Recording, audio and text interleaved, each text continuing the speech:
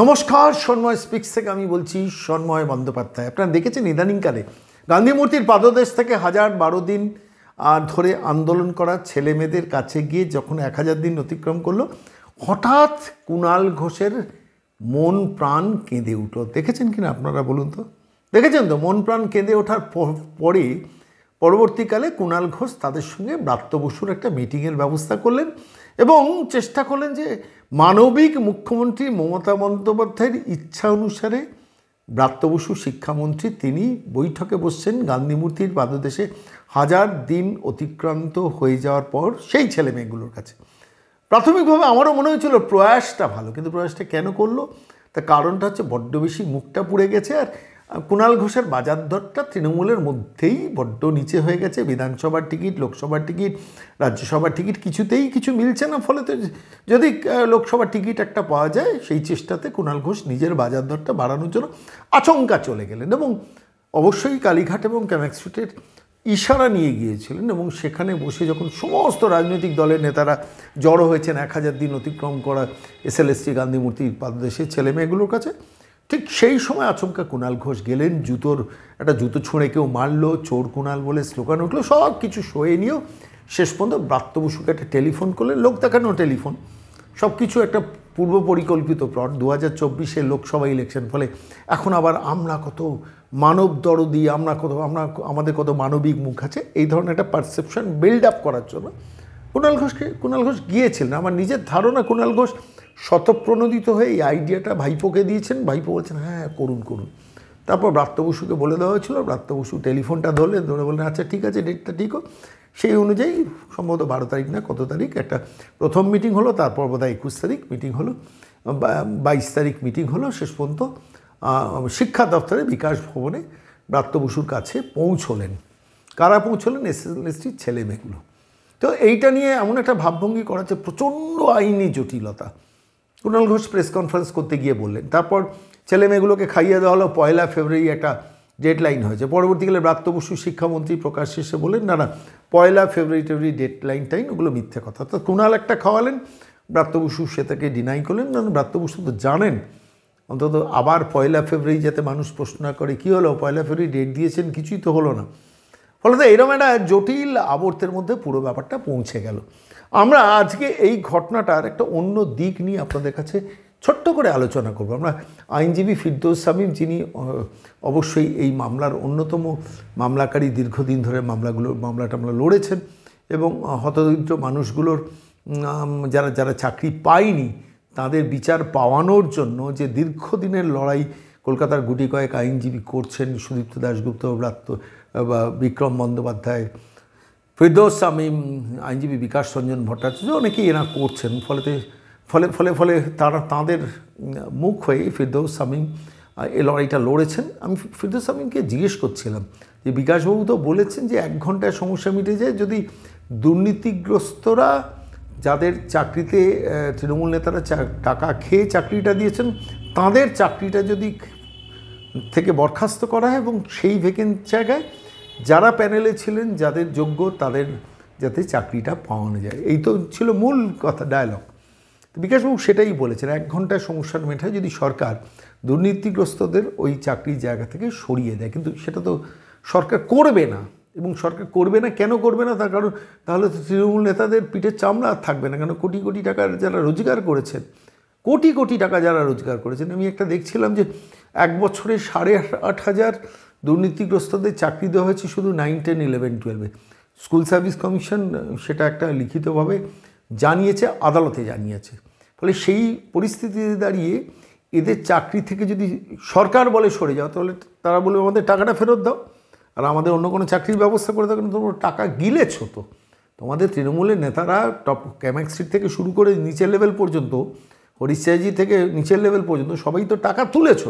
এবার চাকরি ফেরত দিলে চাকরির যে ঘুষের টাকাটা নিয়েছো সেটা ফেরত দাও, তারপর আমার সারা জীবনের ভরণ পোষণের ব্যবস্থা করো। ফলে তাঁরা বিপদে পড়ছে। আর এই বিপদে পড়তে গিয়ে, বিপদ থেকে বাঁচতে গিয়ে, ফলে তাঁদের জন্য সুপার নিউমেরিক পোস্ট তৈরি করতে গিয়েছেন নবান্ন ক্যাবিনেটে বৈঠক করে জাস্টিস অভিজিৎ গাঙ্গুলি সেটাকেও ভেস্তে দিয়েছেন। ফলে তো এইরকম একটা কঠিন পরিস্থিতিতে গিয়ে বিকাশ ভবনে ব্রাত্য বসুর সঙ্গে মিটিং এবং সেখানে কুণাল ঘোষ পাশে রয়েছেন এবং এসএলএসটি ছেলে মেয়েদের বেশ কিছু কয়েকজন রয়েছেন। সমস্যাটা কি আদৌ মিটবে? আমরা চাই সমস্যাটা তাড়াতাড়ি মিটুক, কিন্তু ওই করাপ্টেড ছেলে মেয়েগুলো চাকরি যাক। যারা চাকরি খুঁজতে গেছেন তারা তো আর সে কথাটা বলবেন না, কিন্তু বাংলার মানুষ তো চাইছে চুরি করে যারা চাকরি পেয়েছে তাদের যাতে চাকরিটা যায়, সেটা অবশ্য আদালত এনশিওর করবে বলে আমার নিজের বিশ্বাস। এইটুকু বলে আমি আজকে সরাসরি ফিরদৌসকে টেলিফোনে ধরেছি। আমি জিজ্ঞেস করলাম যে বিকাশবাবু তো বলেছেন যে 1 ঘন্টায় মিটতে পারে যদি যারা চাকরি চোর, মানে যাদের চুরি করে চাকরি হয়েছে তাদের যদি চাকরি থেকে সরানো যায়, আপনি কি বলবেন? ফিরদৌস খুব ইন্টারেস্টিং একটা কথা বলেছেন, আমি সেটা দিয়েই হেডলাইন করেছি, বৃষ্টি মুখার্জিদের চাকরি বাঁচানোর দায় যেন সরকারের। বৃষ্টি মুখার্জিকে রাজ্যের মুখ্যমন্ত্রী মমতা বন্দ্যোপাধ্যায়ের কোনো এক আত্মীয়র পরিবারের কন্যা, তিনিও এইভাবে চাকরিটা পেয়েছেন। ফিরদৌস সেই কথাটাও রেফার করেছেন এবং বিকাশবাবুর কথা অনুযায়ী সেই অনুযায়ী ফিরদৌসও বলেন এদের চাকরিটা চলে যাওয়াটা খুব এসেনশিয়াল। এতে চাকরি চলে গেলেই কিন্তু এদের চাকরিটা হওয়ার একটা স্কোপ তৈরি হবে। ভারী সুন্দর ব্যাখ্যা করলেন ফিরদৌস শামীম। আমার মনে হয়েছে আজকে সন্ময় স্পিক্সে আপনাদের শোনানো দরকার। ফিরদৌস দা নমস্কার। নমস্কার সন্ময় দা।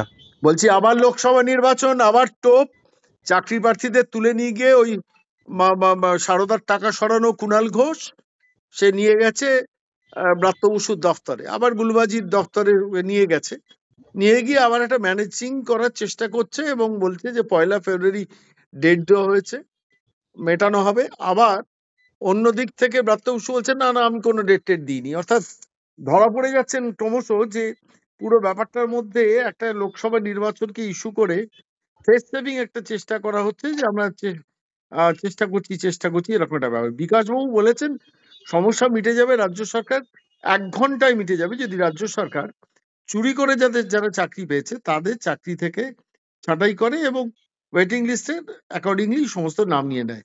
1 ঘন্টায় সমস্যা মিটবে। আপনি কি বলবেন এই নিয়ে? আমি প্রথমেই বলি যে এই যে ছেলে মেয়েদের সাথে বৈঠক করছেন, বৈঠক করার বদলে কারা কারা লিস্টে আছেন তাদের তো সেই লিস্ট তো স্কুল সার্ভিস কমিশনের কাছে আছে, সেই লিস্ট শিক্ষা দপ্তরের কাছে আছে, সেই লিস্টে কারা কারা আছেন ছাত্রছাত্রীরাও জানেন। আপনি এই যে স্কুল সার্ভিস কমিশন তারা জানে কাদের র্যাঙ্ক জাম্প করে চাকরি দিয়েছে, কাদের ওএমআর শিটের ম্যানিপুলেশনের ফলে চাকরি পেয়েছে, কারা নন লিস্টেড ক্যান্ডিডেট চাকরি পেয়েছে, কারা after expiry of the panel চাকরি পেয়েছে। যারা যারা ইললিগালি অ্যাপয়েন্টেড হয়ে আছেন তাদের প্রত্যেককে বাদ দিয়ে দিন, ওই স্থলে চাকরি দিয়ে দিন। এটা করতে, এই এক্সারসাইজটা করতে ওদের কাছে লিস্ট আছে, আদালতে এফিডেভিট জমা দিয়েছেন। শুধু এই এক্সারসাইজটা করতে 10 মিনিটের বেশি লাগার কথা না। না কিন্তু কিন্তু ফিরদৌস দা, ওরা তো যাচ্ছেন সুপ্রিম কোর্ট পর্যন্ত, যারা চুরি করে চাকরি পেয়েছে তাদের চাকরি বাঁচানোর জন্য যাচ্ছেন। তাহলে সেই সরকার কি করে এই কাজ করবে যে যারা চুরি করে চাকরি পেয়েছে, যারা তৃণমূল নেতাদের টাকা দিয়ে চাকরি পেয়েছে তাদের বিরুদ্ধে কথা বলাটা সম্ভব তো নয়, সেখানেই তো জট। সন্ময়দা, আপনাকে কয়েকটা কথা এবং ঘটনাক্রম আপনাকে মনে করিয়ে দিতে চাইবো। এর আগের লোকসভা ভোটের আগে মমতা বন্দ্যোপাধ্যায় নিজে ওই প্রেস ক্লাবের সামনে গিয়ে তিনি প্রতিশ্রুতি দিয়ে এসেছিলেন যে চাকরি হয়ে যাবে। তারপরে একটা কমিটি তৈরি করে দিয়েছিলেন। সেই কমিটি 5 সদস্যের ইলিগাল কমিটির মাথায় ছিলেন ডক্টর এসপি সিনহা, যিনি এখন বর্তমানে জেলে আছেন। তার মাধ্যম দিয়ে এই পার্থ চট্টোপাধ্যায়রা বাজারে চাকরি বিক্রি করেছেন এবং সেই চাকরির টাকায় সকলে পুষ্ট হয়েছেন। এখন সেই যাদের এই চাকরির টাকা ইললিগাল অ্যাপয়েন্টমেন্ট দিয়েছেন সেই টাকায় তো অনেকে পুষ্ট হয়ে আছেন। ফলে তারা তো বুঝতে পারছেন যে অনেকে ওই টাকায় পুষ্ট, তাদের পিঠ বাঁচানোর খেলায় নেমেছেন।